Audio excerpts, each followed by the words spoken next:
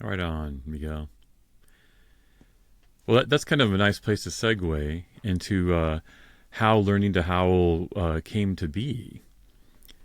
And actually, it's pretty much if you don't like learning to howl, I just wanted you to know that we'll give you Miguel's direct information to contact him and tell him it's all his fault. He's the one who first gave John and I the idea That's awesome. Yeah, um, you're the father. You're our father. You're the father of learning to howl, of the Miguel. podcast. Yes. That's great.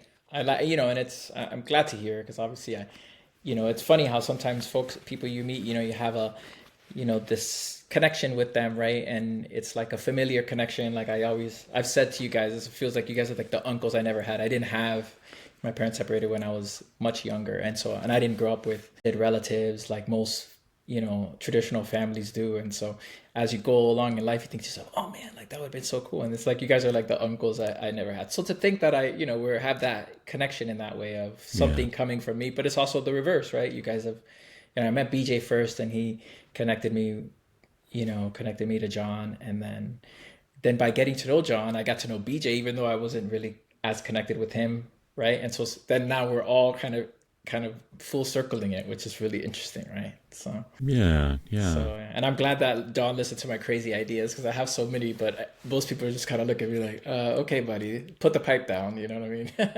Well, Not that at was all. that was probably 2 years ago that you said something like, "Oh, you need to have a Yeah. podcast or something." And I'm like, "Yeah, that's okay," but it You was sounded very so hesitant. I remember that. so I've never. far like impossible, an impossibility.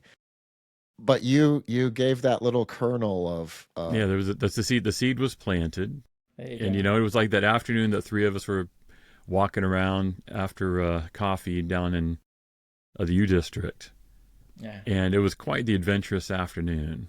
Yeah, that was really. And you were like, man, you guys are really entertaining. You are really funny when you're I was like, you together. guys are missing out. I was like, come on, we need this. Like this, the world needs to hear more of this. And it's interesting because BJ planted the seed with me with, somatic experiencing and connecting me to John. So it's kind of funny how you planted a seed in me, which led me to you, and then I planted a seed in John, which led into this, which is really interesting, right? So, Yeah, yeah, yeah, really cool. absolutely.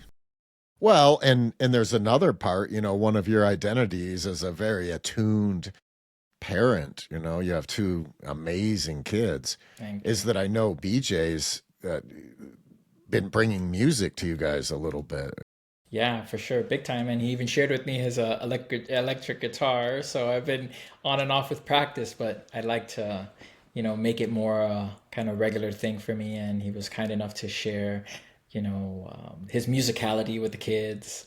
And every now and That then was they a ask lot. me That about was a it. lot of fun. We have to get together again soon. Yeah, they really liked it. And yeah, it's just something that, I think especially kids, right? They're so open to, making things, doing things, experiencing things, right? And it's something that made me remember, hey, I have to keep exposing them to cool things like that, which is what we try to do. But sometimes, you kind of forget maybe, oh, you do it for a couple weeks and you stop or Yeah, but it's life. It's life. It's yeah, part of life. exactly.